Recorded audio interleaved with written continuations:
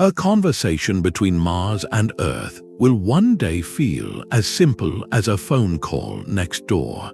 This is the promise of the interplanetary internet, the future backbone connecting every human outpost across the stars. We are on the cusp of building a cosmic web that defies the void itself, but to do it, we must reinvent everything we know about communication. By the end of this exploration, you will see exactly how this network will be built and why it is essential for our survival as a species. How do you send data when a signal takes hours just to say hello? What strange new economies will bloom in the silence between planets? The answers will redefine our place in the cosmos. What does a connected civilization spanning multiple worlds truly look like? The blueprint for this cosmic conversation was drafted on Earth in a collaboration that bridged the worlds of internet pioneers and planetary explorers.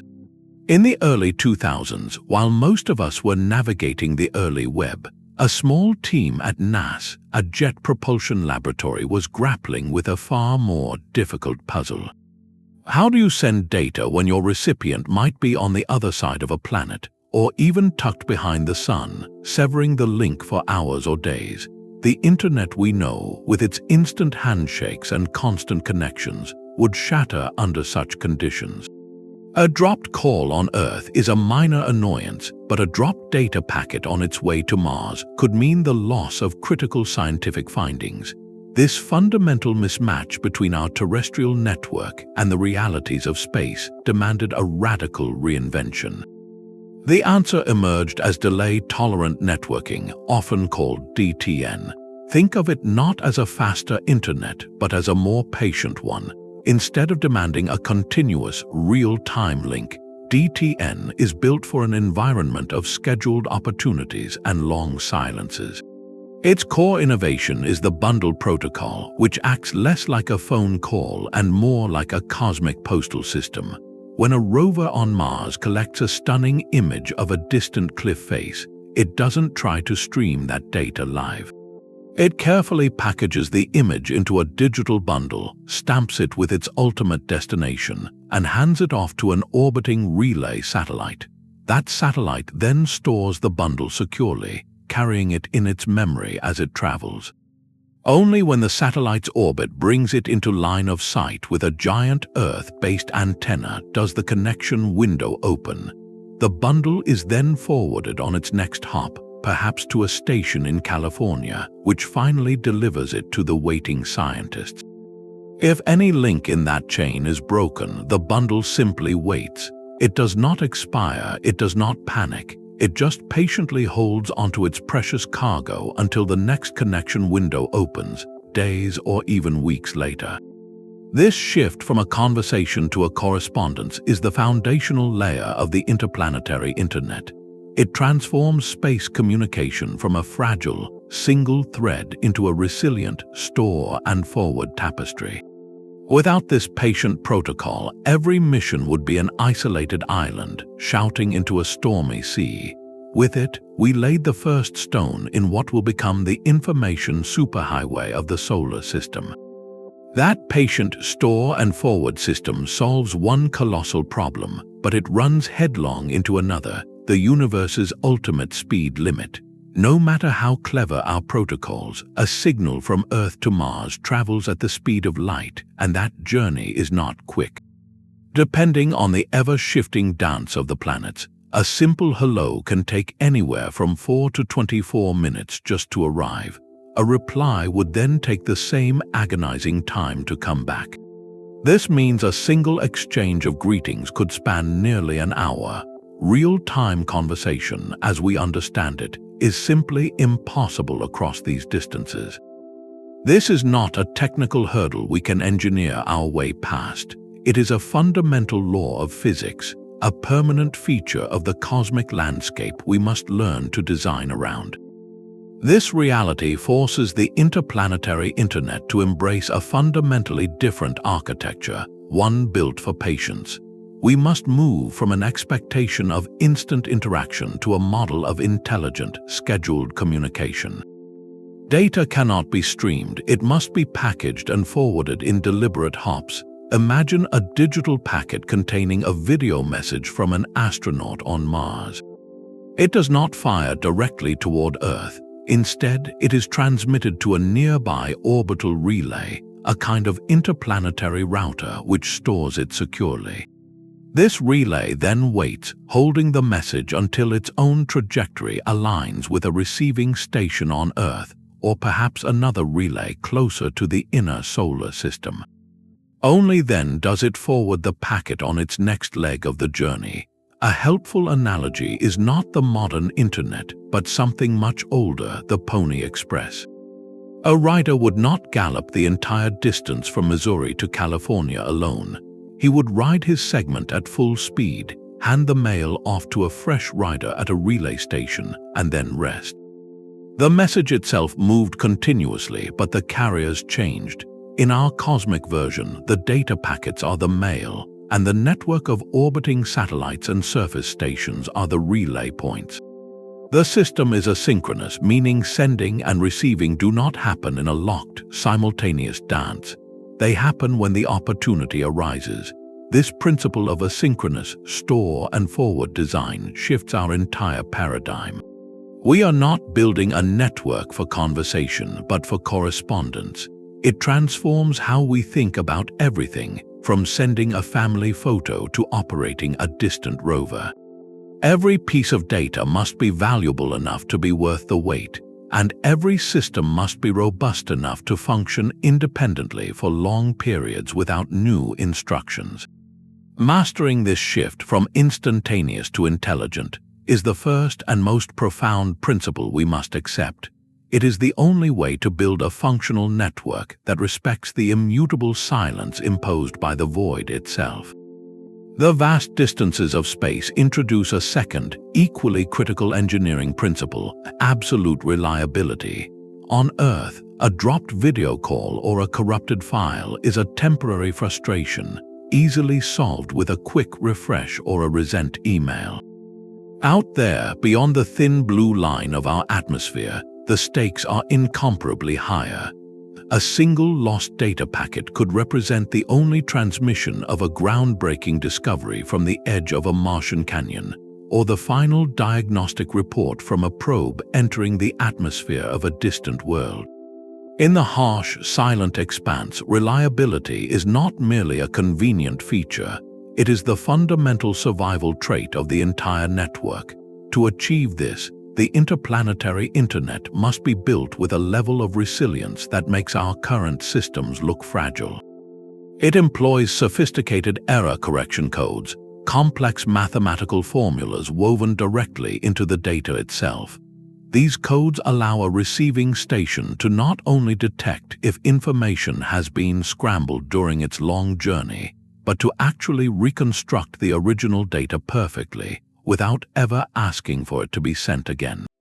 This is paired with automatic retransmission protocols that are far more patient and persistent than anything on Earth. If a bundle of data fails to be acknowledged, the system will quietly, automatically, try again and again across subsequent connection windows, spanning days or weeks, until confirmation finally arrives. As experts like Dr. Kevin Gifford, who worked on early tests of these systems, point out, the network must be fundamentally self-healing and autonomous. A relay satellite orbiting Jupiter cannot call home for help if it encounters a problem. It must diagnose and route around issues on its own, potentially operating for months without a single instruction from Earth. This incredible fault tolerance is achieved by architecting not a single pathway, but a web of them. Imagine a constellation of relay satellites positioned at strategic points like gravitational waypoints across the solar system. Data traveling from a lunar base to a research station on Mars would not be beamed on a single, precarious laser beam. Instead, it would hop from node to node across this celestial lattice.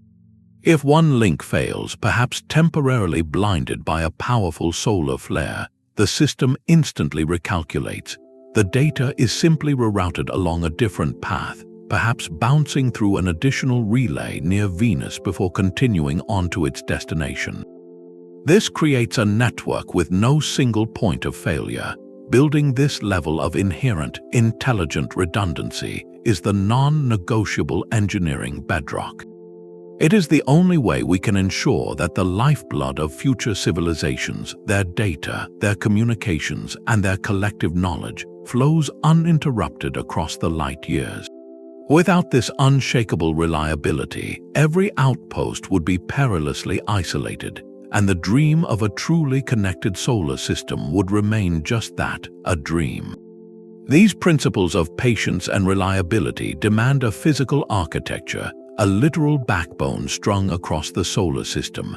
That backbone will be built not with cables but with light, and it will be anchored at places of profound cosmic calm.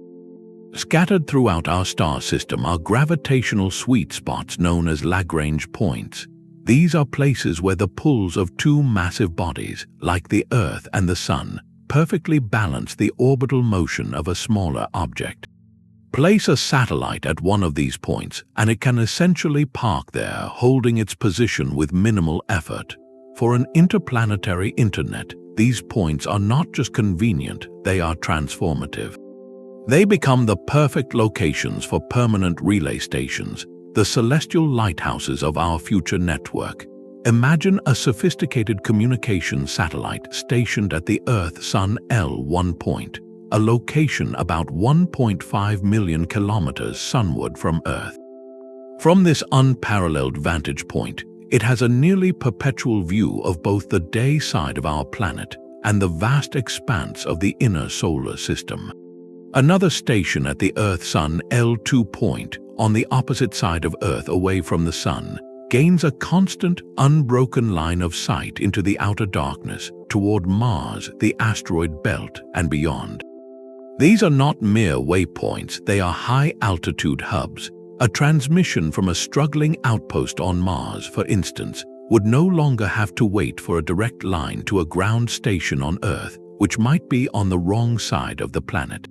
Instead, it beams its data up to a relay in Martian orbit, which then sends it toward the permanent sentinel at the Earth-Sun L2 point. That Lagrange satellite, always on duty, immediately forwards the signal down to Earth. This architecture drastically shrinks the communication blackout periods that have plagued every deep space mission to date.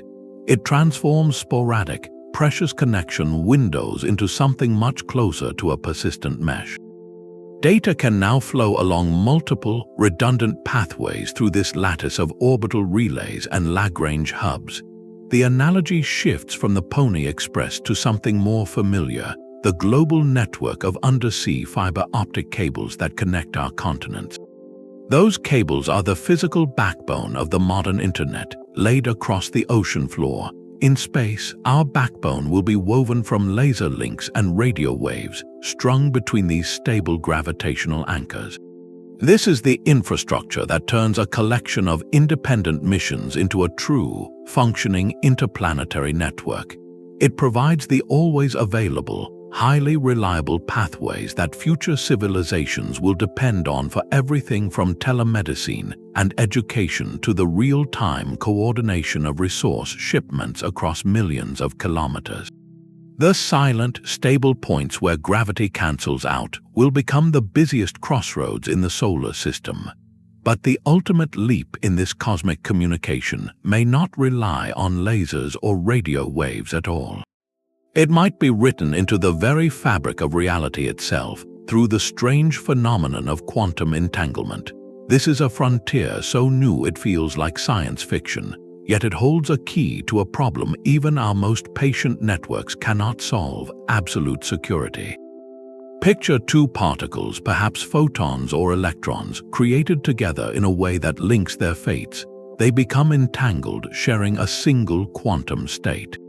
The astonishing part is what happens when you separate them, sending one on a journey to Mars while its partner remains on Earth. If you then measure a property of the particle on Earth, like its spin, the state of its distant twin on Mars instantly becomes known. This connection appears to happen faster than light, defying our classical understanding of the universe. While this cannot be used to send a traditional message like a voice recording, it can be used to create something just as vital, a perfectly synchronized, unbreakable encryption key. Here is how it could work for our future colonies. A station on Earth and a base on Mars would each receive one half of a stream of entangled particles. By independently measuring the random states of their particles, they both generate an identical, utterly random string of numbers. This string becomes their secret key. Because any attempt to eavesdrop on the particles in transit would disturb their fragile quantum state, alerting both parties immediately, the key is provably secure. They can then use this key to encrypt their normal, light-speed delayed communications, creating a channel that is both private and tamper-proof. The transmission of the actual encrypted data still travels at the speed of light, taking its minutes or hours, but the key that locks it arrived, in a sense, instantaneously. This quantum layer would be reserved for the most sensitive traffic imaginable, the command codes for planetary defense systems, the diplomatic treaties between independent colonies, or the financial ledgers governing trade across the asteroid belt. While transmitting complex data like a video feed via quantum entanglement remains a challenge for the far future, the pursuit of quantum key distribution is already underway in labs and even in limited satellite tests. Incorporating this technology would weave a thread of perfect trust through the vast and vulnerable distances of space. It adds a dimension to the interplanetary internet that goes beyond mere connectivity. It provides the foundation for verified identity and confidential exchange. In a future where civilizations are separated by light years of silent void, the ability to share a secret with absolute certainty may be the most valuable connection of all. The silent custodians of this vast celestial web will not be human. Managing a network that stretches across billions of kilometers, where a single solar flare can disrupt a critical data path for days, is a logistical nightmare far beyond any team of human operators. The sheer scale, the constant celestial motion, and the unpredictable fury of space weather demand a manager that never sleeps, learns from every disruption, and thinks in multiple dimensions at once.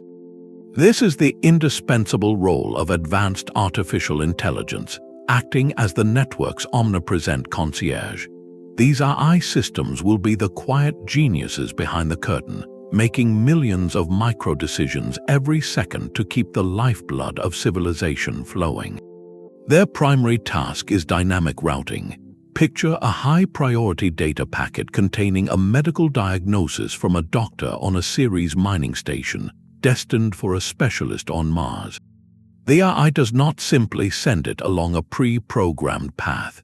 It continuously monitors the entire solar system's communication landscape in real time. It knows that the primary laser linked to Mars is about to be degraded by a coronal mass ejection from the Sun, so in the blink of an eye it recalculates. It might route the medical packet through a relay satellite currently swinging by Venus, adding a slight delay but guaranteeing delivery. Simultaneously, it might downgrade the priority of a routine software update heading to a dormant probe in the asteroid belt, freeing up bandwidth for the urgent transmission. This is not just reaction, it is prediction.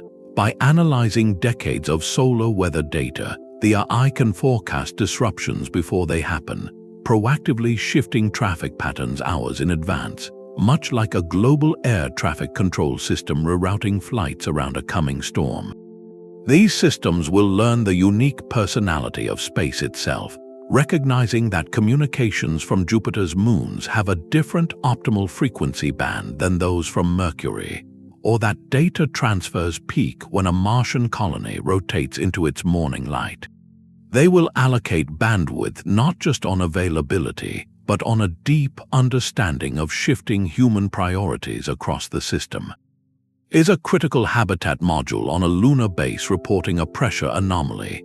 The AI instantly designates that data stream as priority 1, temporarily pausing non-essential entertainment feeds to the same colony to ensure the engineers on Earth receive every byte without delay.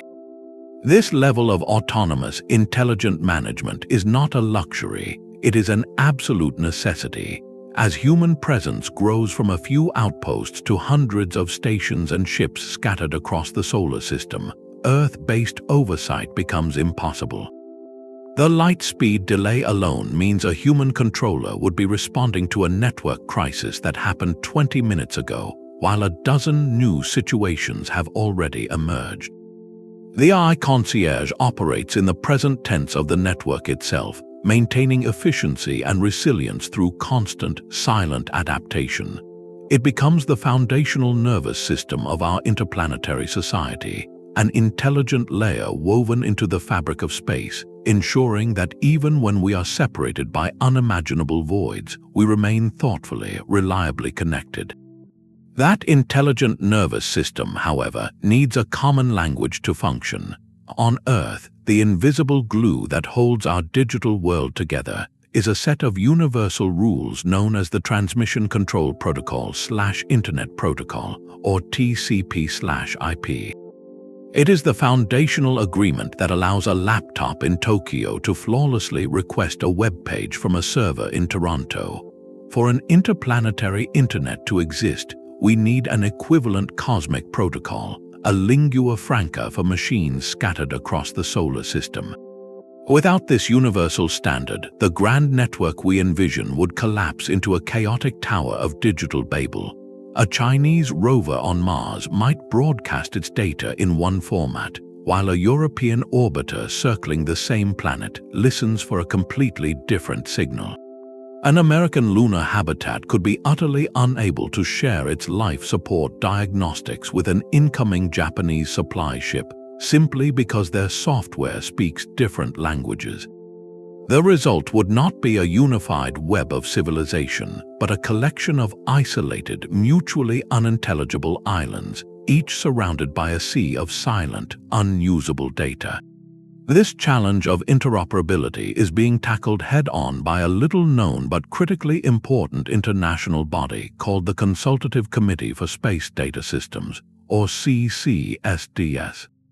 For decades, this coalition of the world's major space agencies, from NASA and the European Space Agency to their counterparts in Russia, Japan, and China, has been quietly developing the technical blueprints for how spacecraft talk to each other and to Earth.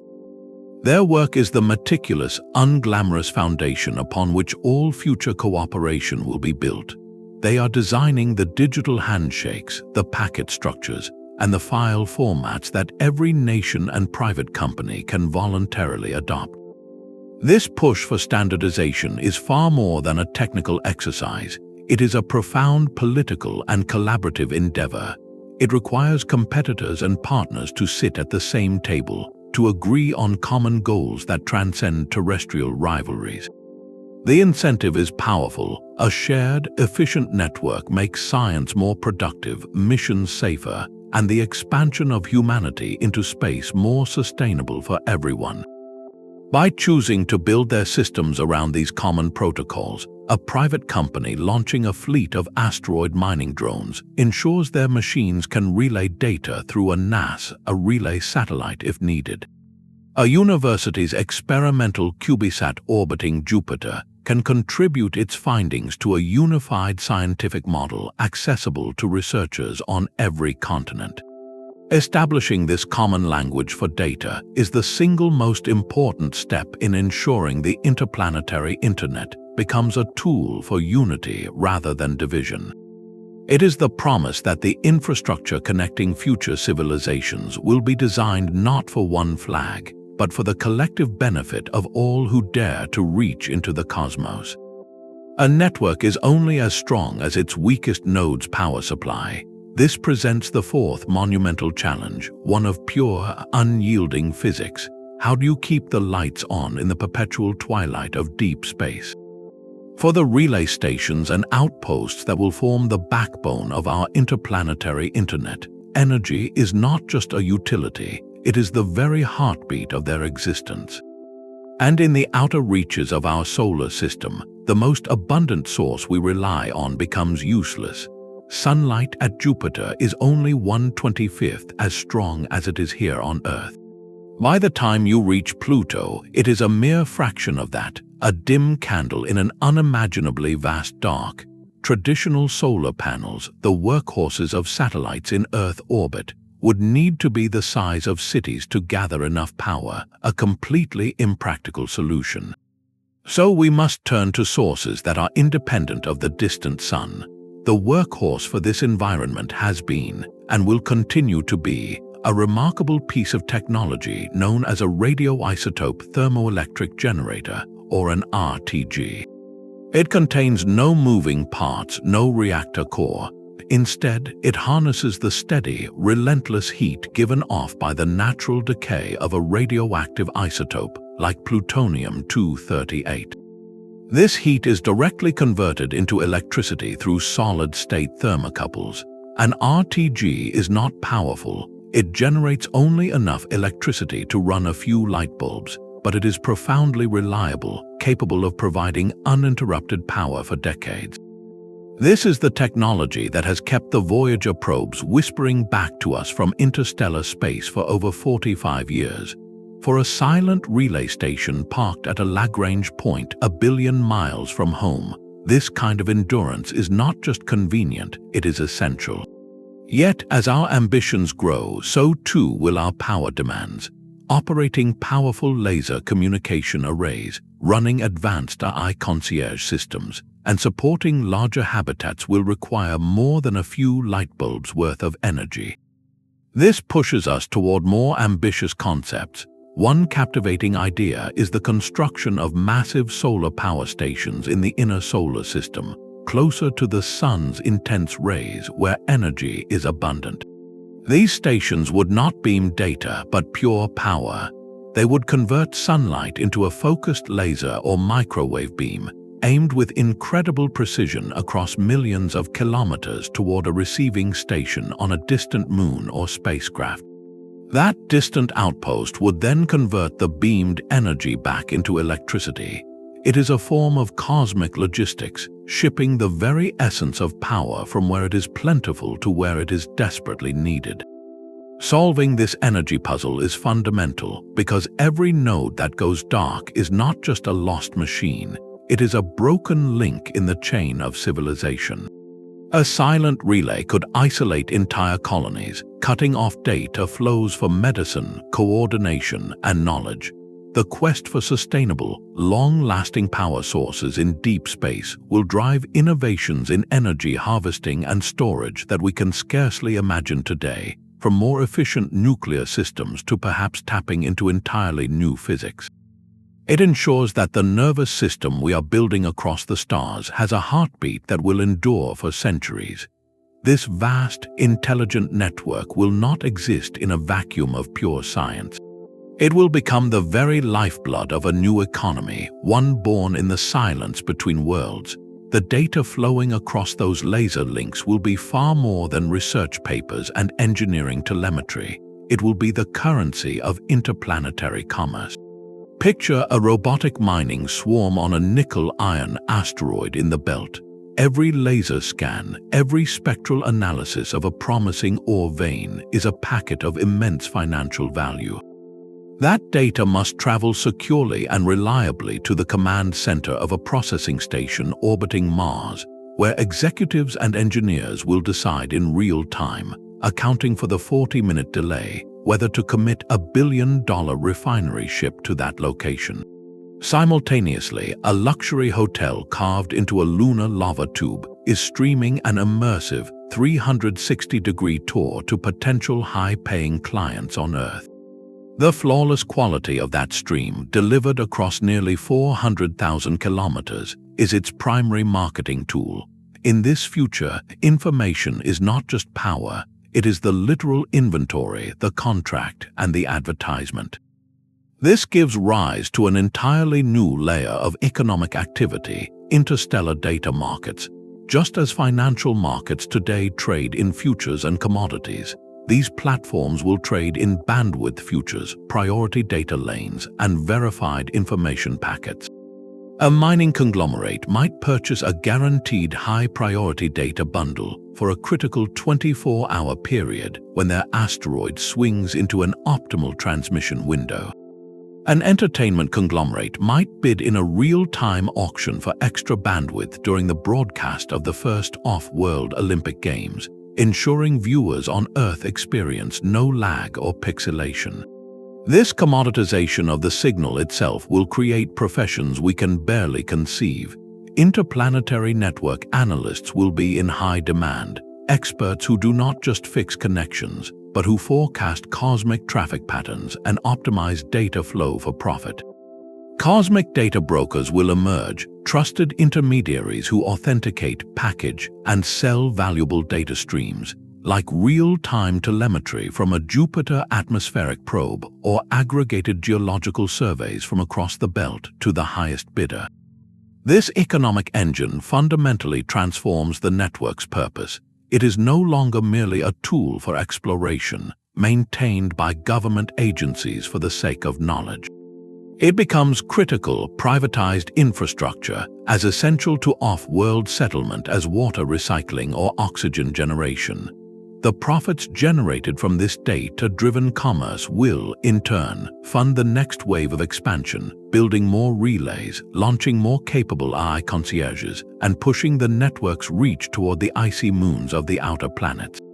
The interplanetary internet, therefore, completes a powerful cycle. It enables the economy that pays for its own growth, weaving the fabric of connection ever deeper into the tapestry of our future among the stars. The true power of this network will be measured not in gigabits per second, but in the strength of the human bonds it sustains across the void. As we establish permanent homes on Mars, the moons of Jupiter, and beyond, a profound question emerges: how will living on another world reshape our very sense of community?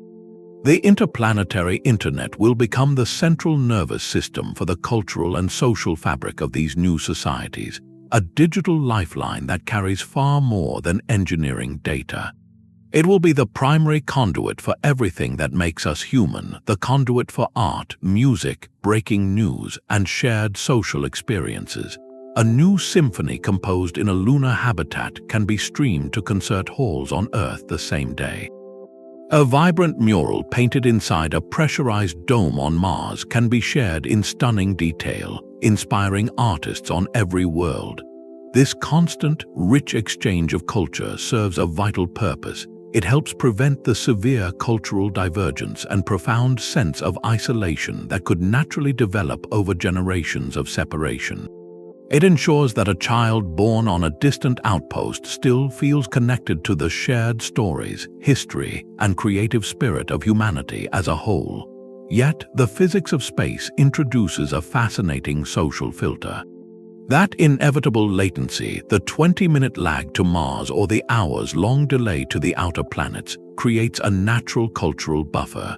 A new fashion trend, a slang phrase, or a political idea emerging on Earth does not instantly wash over the colonies. It arrives delayed, giving local communities time to absorb, adapt, or reject it on their own terms. In that buffer period, something new and unique can blossom. A colony facing the specific challenges of farming in low gravity might develop its own distinct culinary traditions and music long before the latest Earth viral dance reaches them. This means the network will not create a monolithic, Earth-dominated culture. Instead, it will foster a beautiful and complex tapestry, a blend of our shared human heritage with vibrant, distinct planetary identities. The interplanetary internet becomes the ultimate digital town square, a place where these emerging cultures meet, mix, and negotiate. It is where a Martian poet can debate with a philosopher on an orbiting station, where Ceres miners share their folk songs with listeners on Titan, and where the collective identity of a truly multi-planetary civilization is slowly, thoughtfully celebrated into being. This social layer may, in the long run, be the network's most enduring legacy, proving that even across the silent expanse, we can choose to grow together, not apart. This deep reliance on a cosmic network introduces its ultimate vulnerability. Every laser link, every autonomous AI concierge, and every distant outpost represents a potential point of failure, not from meteoroids or solar flares, but from a silent, invisible threat: cyber attack. In the unforgiving environment of space, a security breach is not a matter of stolen credit cards or leaked emails. It is an existential crisis. The vast distances that define the interplanetary internet also create its greatest security weakness. A cargo freighter on a 2-year trajectory to a Jovian moon cannot call for a security patch in real time. A hacked navigation system could be subtly altered months into its journey, sending the vessel and its critical supplies drifting helplessly into the void or on a collision course. The very autonomy we build into these systems to survive the communication delay also means they must operate for long periods without human oversight, a perfect opportunity for a sophisticated piece of malware to lie dormant and then strike. This transforms cybersecurity from an IT concern into the bedrock of interplanetary safety. The protocols protecting this network cannot be centralized like a fortress on Earth. They must be woven into its very fabric, decentralized and cryptographically unbreakable. One promising approach takes inspiration from the distributed trust of blockchain technology. Imagine a system where every critical command, from authorizing a habitat's oxygen mix to directing a mining drone, must be verified and recorded not by one central authority, but by a consensus of independent nodes across the network.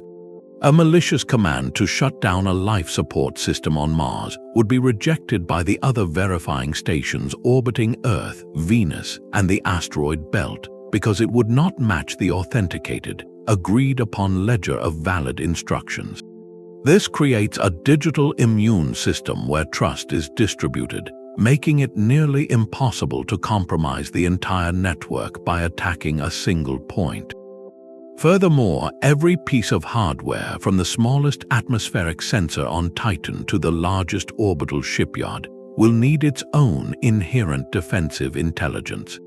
These devices will constantly perform cryptographic health checks, verifying their own software integrity and that of any data they receive, isolating and reporting any anomaly before it can spread. This is not about keeping secrets, it is about preserving reality itself. In a future where the digital and physical worlds are inseparable across billions of kilometers, protecting the network's truth is synonymous with protecting lives. A corrupted data stream could falsely report that a radiation shelter is secure, or that a docking port is clear when it is not. The architects of the interplanetary internet are therefore building more than a communication tool. They are engineering a system of verified truth upon which the survival of distant civilizations will literally depend. The ultimate test for this network of verified truth will be its ability to dissolve the very distances it spans, creating a new era of shared discovery. Science, which has long been limited by the isolation of individual missions, will undergo a revolution as profound as the invention of the telescope. Imagine a team of 3 geologists examining the same rock. One is in a laboratory in Tokyo, another is floating in a research module within a cloud city above Venus, and the third is standing inside the shimmering ice caves of Enceladus, a moon of Saturn. Through the interplanetary internet, they are not looking at delayed photographs or reading each other's reports days later. They are all present in a shared virtual space, manipulating a perfect 3-dimensional holographic model of a mineral sample collected that morning from the Martian surface. One can point a laser pointer at a strange crystalline structure, another can run a simulated stress test, and the third can overlay spectral data, all in a collaborative conversation that feels immediate. The light speed lag is still there, of course, but the intelligent network and advanced software compensate, creating a seamless, synchronous workspace out of asynchronous signals. This is not science by correspondence, it is science by congregation, enabled by a digital bridge that makes a solar system feel like a single room. This collaborative power extends far beyond shared screens. It enables the creation of a sensor network of staggering scale, a true nervous system for the solar system. A space telescope stationed at a stable Lagrange point monitoring the sun detects a sudden and unusual flare. Instead of that data taking hours to be downloaded, analyzed, and acted upon by scientists on Earth, the network itself takes the initiative. The alert packet, tagged as high priority, instantly triggers pre-programmed observation protocols in probes and telescopes across the heavens. A weather satellite orbiting Jupiter pivots its instruments. A deep space observatory near the orbit of Saturn recalibrates its sensors.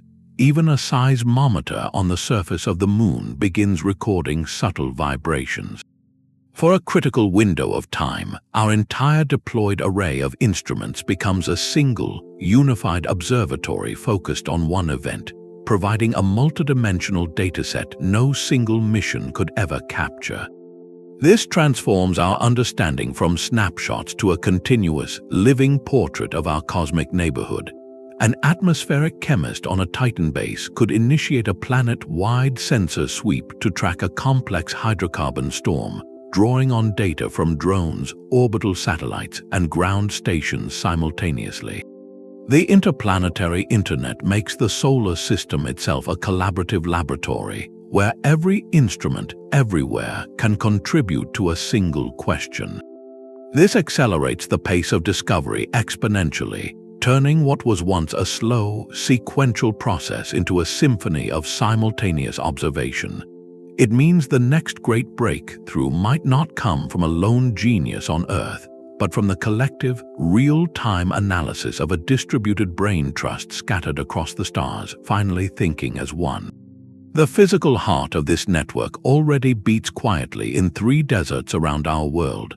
Scattered across California, Spain, and Australia, the giant radio dishes of NAS, a deep space network, have been our whispering posts to the cosmos for over 6 decades. They are the ears that heard Neil Armstrong's first words from the Moon and the voice that guided Voyager beyond the planets.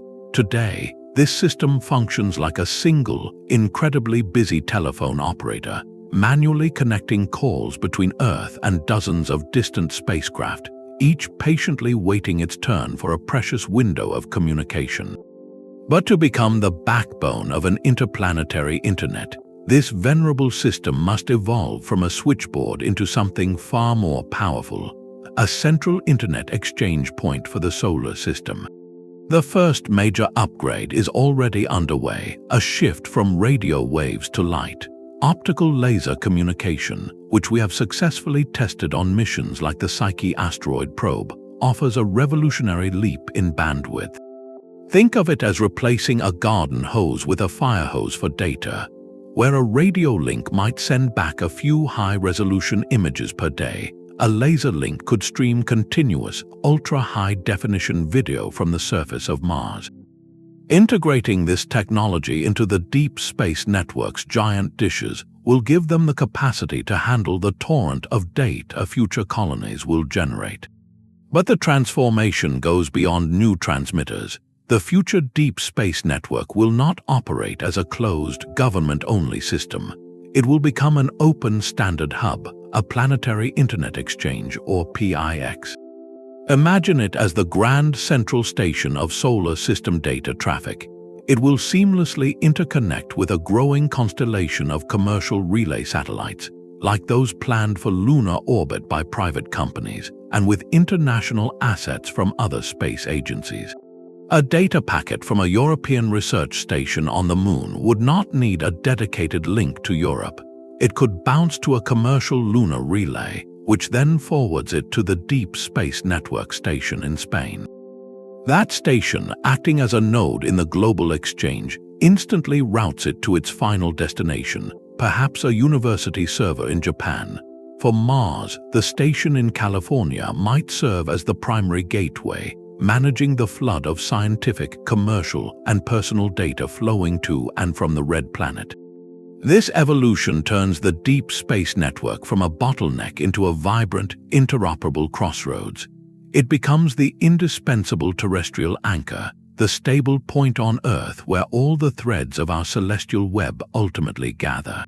Every video call, every scientific dataset, every market transaction between worlds will likely pass through this upgraded nexus, making it the humming heart of a connected humanity. Yet the network's most complex challenge is not technical but human. Who gets to decide how it is used? The moment a private company on Earth begins selling high-definition video streams from a Mars rover, or a research consortium claims exclusive rights to a critical data lane, we confront a profound legal void. Our current framework for governing space, anchored in the Outer Space Treaty of 1967, was written for an era of flags and footprints, not for the relentless flow of digital commerce and communication. The treaty establishes noble principles, declaring space the province of all humankind and forbidding national appropriation. But it says nothing about who owns the data transmitted from a privately owned satellite orbiting an asteroid, or who has the right to prioritize bandwidth when a life-saving medical transmission from a lunar base conflicts with a live sports broadcast. This gray area is a potential minefield. Without clear rules, disputes over access, interference, and intellectual property could escalate from corporate lawsuits to diplomatic incidents, potentially isolating colonies or creating digital monopolies that control the very pathways of thought and commerce. Solving this requires building something entirely new, a governance system for the interplanetary Internet itself. We may need an organization analogous to the Internet Corporation for Assigned Names and Numbers, or ICANN, which coordinates domain names on Earth but with a mandate spanning the solar system. This body would not own the network but would steward its fundamental protocols and ensure equitable access. Its task would be to balance incredibly competing interests: the national security concerns of spacefaring nations, the property rights of corporations that invested billions in infrastructure, and the foundational principle that space should benefit all of humanity. It would establish fair rules for spectrum allocation, so a university's deep space telescope does not have its signal drowned out by a nearby commercial satellite. It would develop dispute resolution mechanisms for when one colony's data transmission inadvertently interferes with another's, and it would safeguard against a single entity gaining control over a critical choke point, like the communications relay at a key Lagrange point, which could hold entire worlds for digital ransom. Crafting this framework is a diplomatic undertaking as vast and complex as engineering the network itself. It requires nations and companies to sit together and agree, not on who owns a planet, but on how we share the invisible highways that connect them. The success of this effort will determine whether the interplanetary Internet becomes a tool for unity and shared prosperity, or a new frontier for conflict and division. This profound latency does more than just slow down data. It reshapes the very rhythm of human connection itself. Even with a flawless, high-bandwidth link spanning the solar system, colonists will navigate a unique psychological landscape, a state of connected isolation.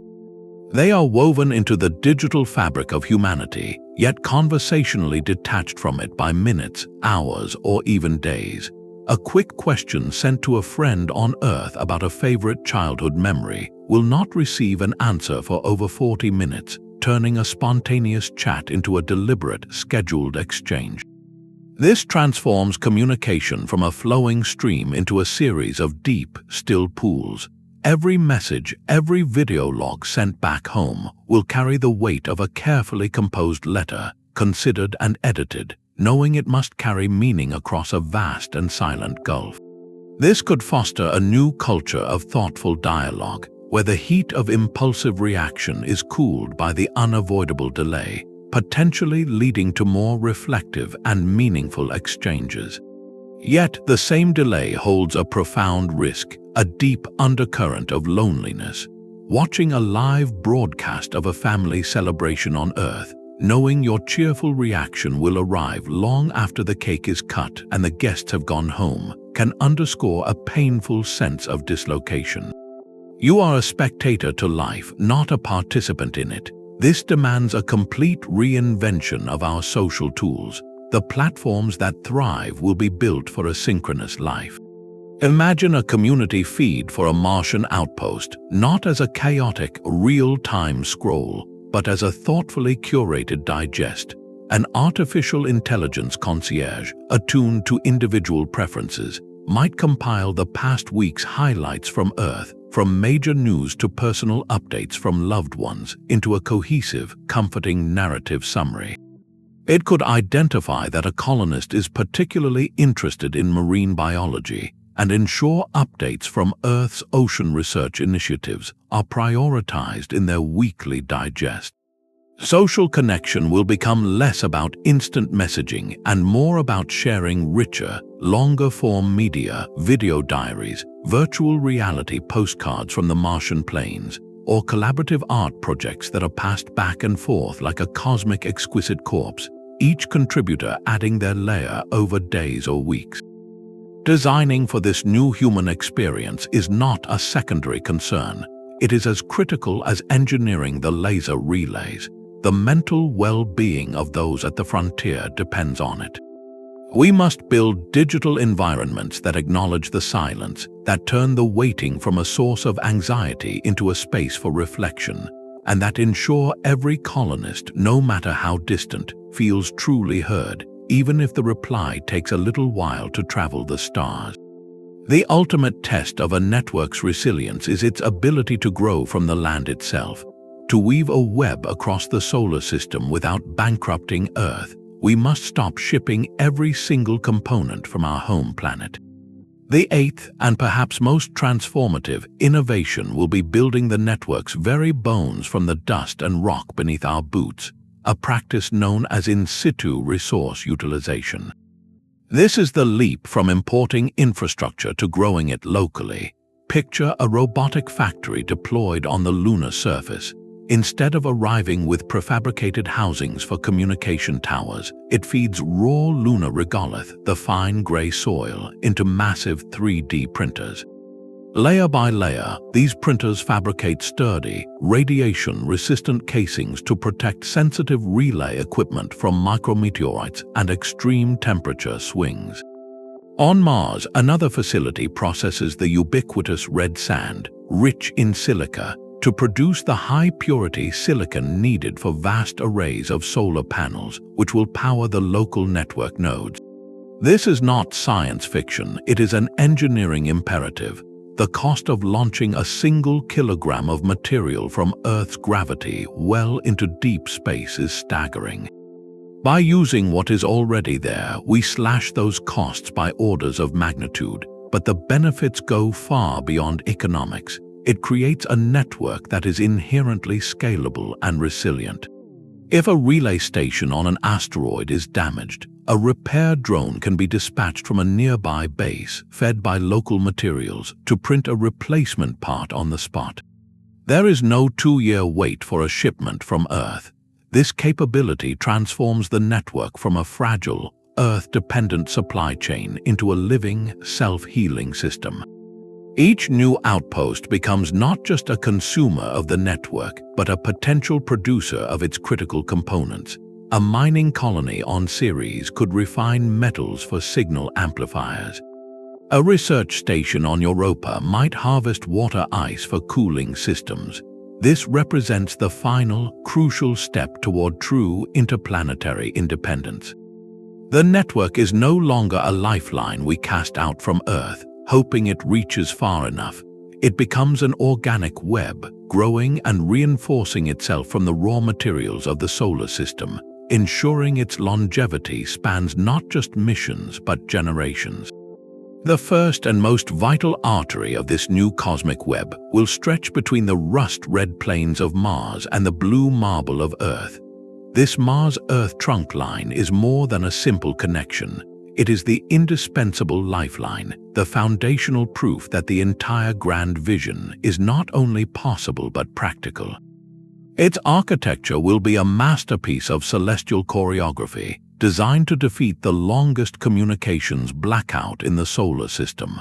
At its core will be a dedicated constellation of relay satellites, a fleet of silent couriers positioned with strategic precision.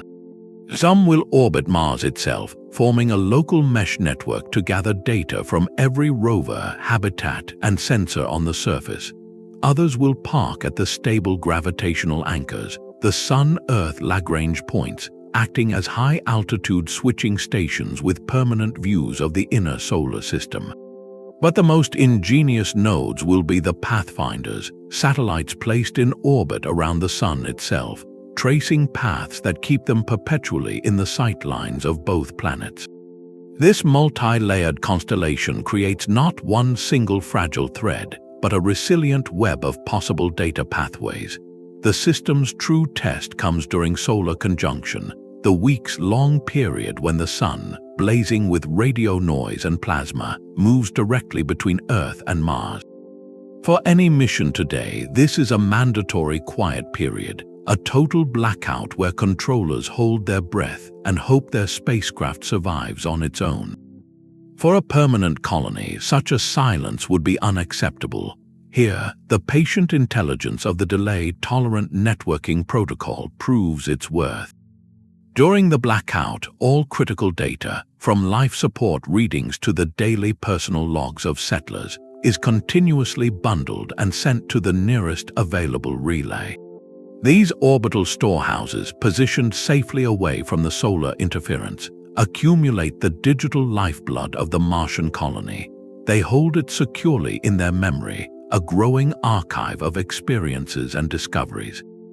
Then, as the planets slowly swing back into a clear line of sight, a carefully scheduled data avalanche begins. The relays open their channels, forwarding weeks' worth of stored information in a prioritized torrent back to the hungry servers on Earth. This trunk line will carry the entire spectrum of human and machine need. Highest priority will always be colony telemetry, the constant vital signs of the outpost, its atmosphere, power, and water. A close second is the stream of raw discovery from robotic explorers, the high-resolution mineral scans and atmospheric samples that represent pure knowledge. Woven throughout is the deeply human traffic, the compressed video messages from settlers to families, the shared music playlists, the digital books and news feeds that stave off the psychological distance. The success of this first interplanetary trunk line is the non-negotiable milestone. Its stable, high-bandwidth operation proves the protocols, validates the autonomous AI concierge systems, and demonstrates the economic model of a shared, critical infrastructure. Once data flows as reliably between planets as it does between continents, the psychological and practical barrier to further expansion shatters. The red planet becomes not a distant outpost, but the next neighborhood in a connected solar system, and the blueprint for linking every world that follows. Beyond the rust-red soils of Mars lies a realm of profound silence and ice.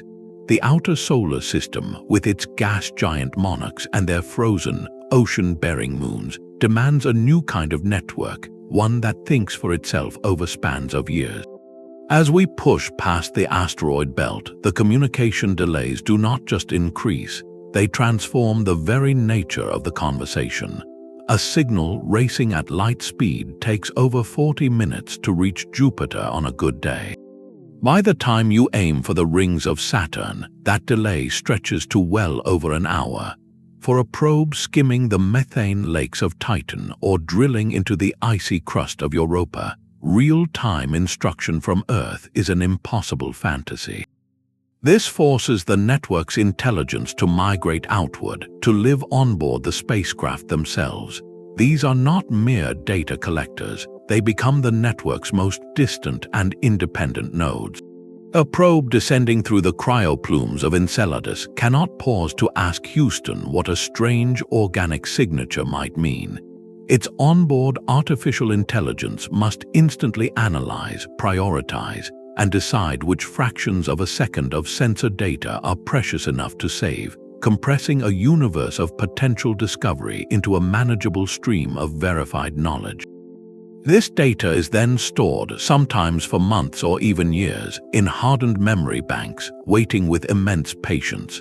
The probe continues its lonely vigil, a silent librarian cataloging the secrets of an alien ocean, until its orbital dance finally brings it into alignment with a relay satellite or a clear shot back toward the inner solar system backbone. Only then does it open its vault and transmit its treasured findings in a concentrated burst, a time capsule of discovery launched across the Gulf. This model extends to the very edge of our influence, to the future interstellar probes that will follow in Voyager's wake. For these travelers destined for the true void between stars, the concept evolves once more into something resembling a cosmic message in a bottle. Imagine a probe on a centuries-long journey to a nearby star. It cannot maintain a coherent laser link over such unimaginable distance. Instead, it might employ a data buoy system. At pre-calculated points along its trajectory, perhaps as it swings past a distant Kuiper belt object, it could jettison a ruggedized data capsule, a tiny, indestructible archive containing everything it has learned. This capsule enters a stable, parking orbit around the Sun, a digital time capsule left at a specific celestial address. Decades or even centuries later, a faster, more advanced mission from Earth following a similar path would be tasked with a retrieval flyby. It would locate the buoy, collect its data payload, and bring those ancient discoveries home. This paints a vision of a network that operates on timescales spanning human generations.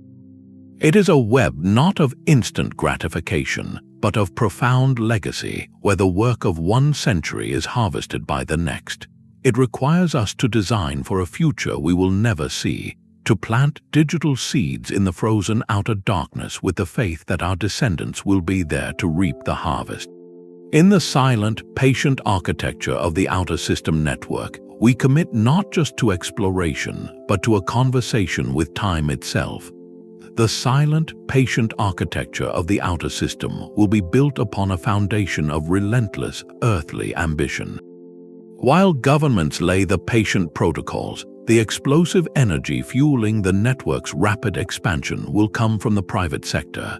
Companies like SpaceX, with its Starlink constellation of thousands of satellites, and Amazon's Project Kuiper are not just changing connectivity on Earth, they are rehearsing for a much larger stage. Their business model depends on launching vast fleets of standardized, mass-produced satellites, a process that relentlessly drives down the cost of access to space. This expertise and economic engine create a powerful launchpad.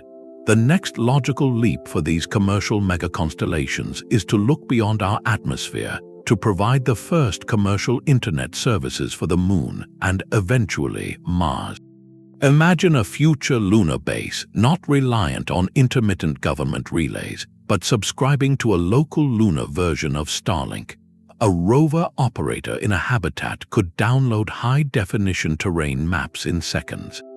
A mining team could conduct a live, low-latency video inspection of a newly excavated tunnel with geologists back on Earth. These commercial networks would provide the high-bandwidth, everyday connectivity that turns an outpost into a thriving community, handling the routine traffic of business, entertainment, and personal communication. This offloads a tremendous burden from the government-run scientific backbone, allowing those precious, deep space links to focus on what they do best, prioritizing pure research data, critical colony telemetry, and the long-haul traffic between planets. This creates a powerful and essential public-private partnership. Commercial companies driven by competition and the need to attract customers will relentlessly innovate to make hardware smaller, software smarter, and services more affordable. They will take the risks and reap the rewards of building local planetary internets. Meanwhile, space agencies like NASA and the European Space Agency can focus on their core missions, maintaining the foundational, interoperable protocols and constructing the long-distance trunk lines that connect these local commercial bubbles into a unified solar system web. This fusion of capitalist drive and exploratory spirit is not just beneficial, it is likely the only way the interplanetary internet will be built at the speed and scale we envision. The government provides the stable rules of the road and builds the interstellar highways, while private enterprise builds the bustling local roads, service stations, and delivery vans that make the entire system hum with life and commerce. Our relentless drive to connect every corner of our solar system with a web of data introduces a profound ethical responsibility, one that asks us to listen as intently as we transmit. The very signals that bind our future colonies could, if left unchecked, drown out the faintest whispers of the universe we seek to understand. Radio telescopes, those massive ears trained on the heavens, are designed to detect the most elusive phenomena, from the faint afterglow of the Big Bang to the potential radio signature of a distant civilization. Our burgeoning interplanetary internet, with its powerful transmitters and countless relay satellites, risks flooding these precious frequencies with an artificial haze of human noise, creating a form of cosmic light pollution that could obscure scientific discovery for generations. This forces us to confront a new kind of environmental stewardship, not of planets, but of the silent channels of space itself. Future network architects must therefore design with a principle of celestial quietude in mind. One of the most promising solutions is a shift toward precision. Optical laser communication, which uses tightly focused beams of light rather than spreading radio waves, acts like a cosmic laser pointer. Its signal is so concentrated that it poses minimal risk of interfering with telescopes observing in other directions, a stark contrast to the broader broadcast of traditional radio. Beyond the technology itself, we will need to establish protected zones both in space and on the spectrum. Certain frequency bands, especially those critical for deep space astronomy like the hydrogen line, could be designated as protected scientific reserves, off-limits for routine data traffic. Similarly, placing major astronomical observatories on the far side of the Moon, permanently shielded from the radio chatter of Earth, would create a sanctuary of pure silence, the quietest listening post in the solar system. This creates a delicate and necessary balance between two fundamental human aspirations, the right to communicate and the right to discover. It demands a new era of international coordination, where network planners and astronomers collaborate from the very beginning.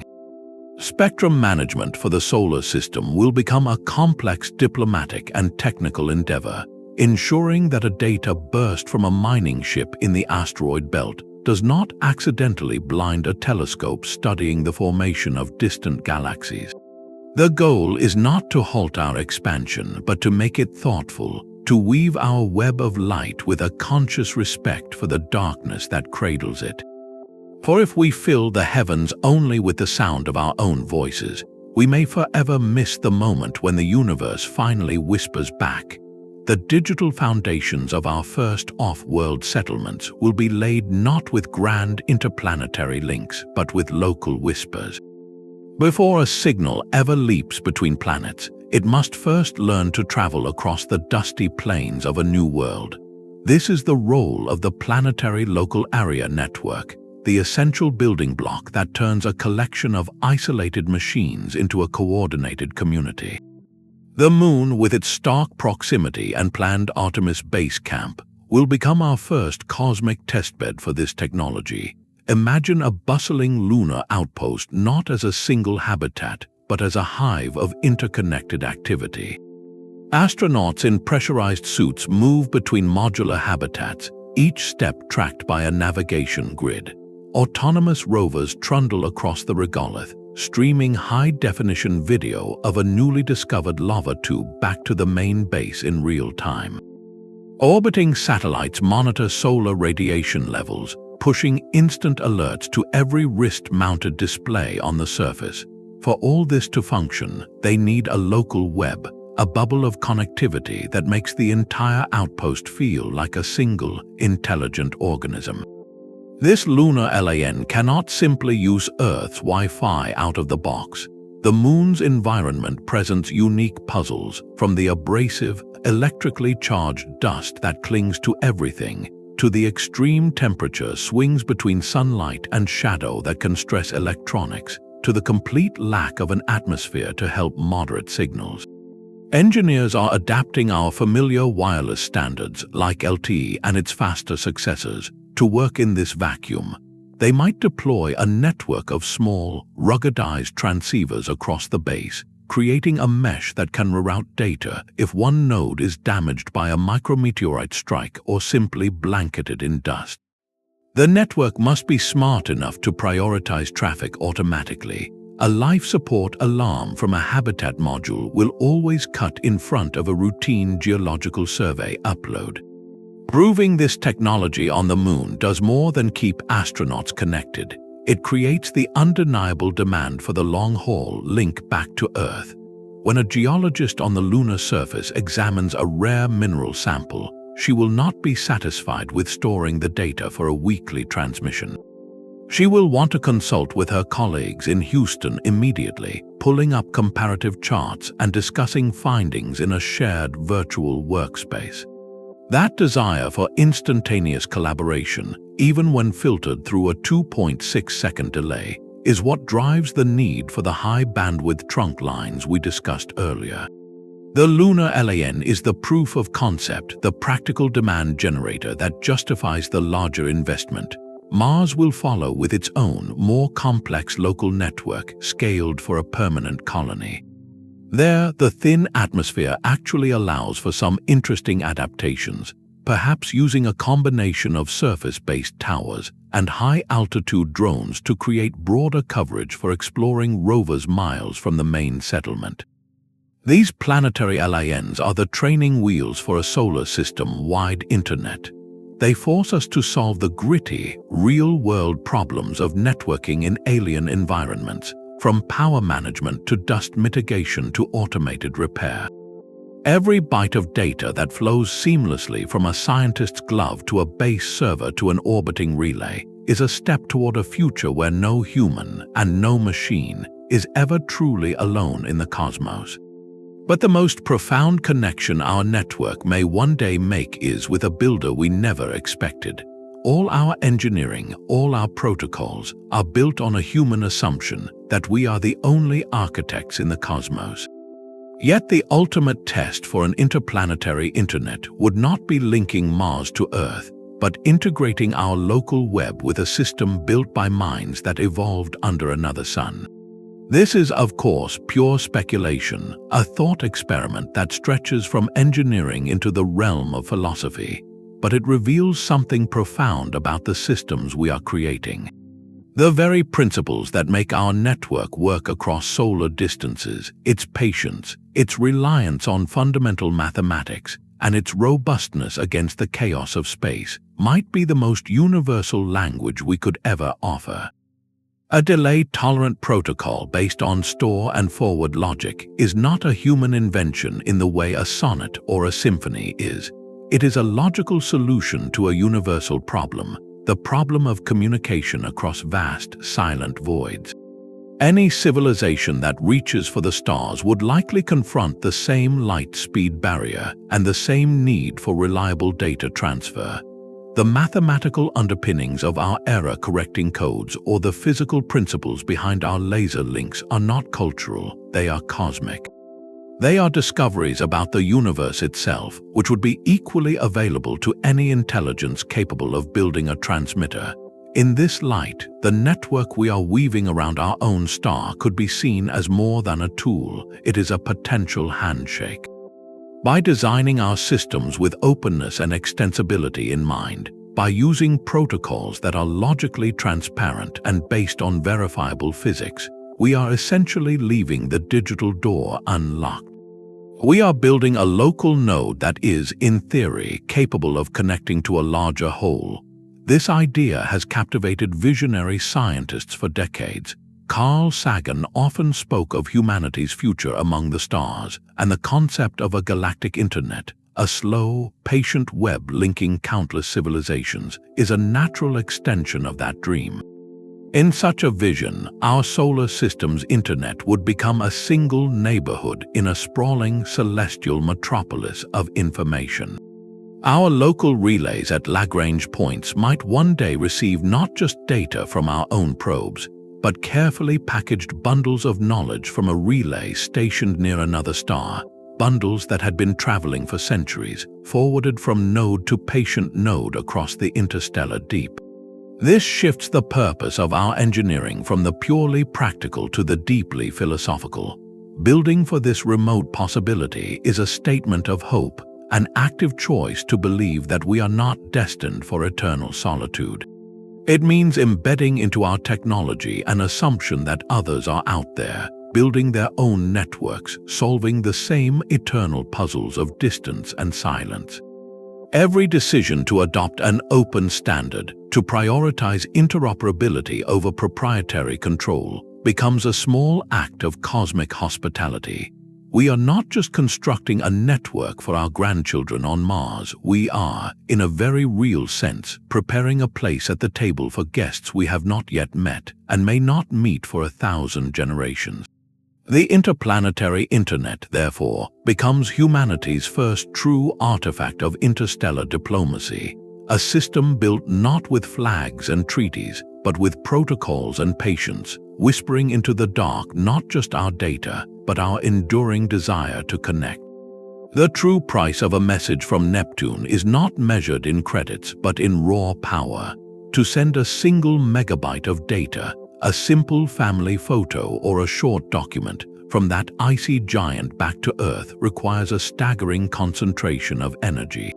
A transmitter must focus a coherent scream of photons or radio waves into an impossibly narrow beam, a thread of light aimed with pinpoint precision across 4.5 billion kilometers of perfect darkness. Even a minuscule misalignment, a fraction of a degree, and that precious signal misses Earth entirely, becoming just another whisper lost in the cosmic background hum. This immense energy requirement is not a minor detail. It is the fundamental economic and physical constraint that will shape the entire network. As our web of light expands to encircle dozens of outposts and thousands of relays, its collective energy footprint becomes a dominant consideration for future civilizations. They will not think of data as free or limitless, but will instinctively judge the value of every piece of information by its energy per bit cost. A routine systems check from a distant probe might be compressed into a few highly efficient kilobytes. A groundbreaking sensor scan of a potential biosignature on an icy moon, however, would justify the massive power draw for a full, uncompressed data burst. This relentless calculus will force a new discipline of informational triage, where only the most vital, unique, or time-sensitive data earns the right to make the long, expensive journey across the void. This pressure will ignite a relentless pursuit of innovation in energy-efficient transmission. Engineers will pioneer new frontiers in materials science, developing superconducting antennas that operate with near-perfect efficiency in the cold of deep space, or crafting laser diodes that convert power into coherent light with minimal waste heat. Every percentage point of efficiency gained translates directly into more data sent, or into precious power saved for life support and propulsion. This drive for efficiency will ripple through every aspect of the network's design, from the size and placement of solar arrays on relay satellites to the very algorithms that compress and prioritize data streams. It means the interplanetary internet will not evolve simply to be faster, but to be wiser, learning to convey the most meaning with the least possible energy.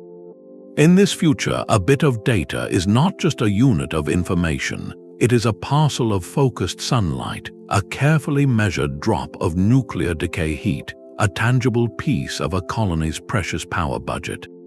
The network that connects the solar system will, therefore, be a masterpiece of conservation, a lesson in cosmic economics written in laser light and silent, patient waiting. This network of light will dissolve the final frontier for the youngest minds among us. For a child gazing at the stars from a classroom anywhere on Earth, the solar system is about to become their interactive classroom.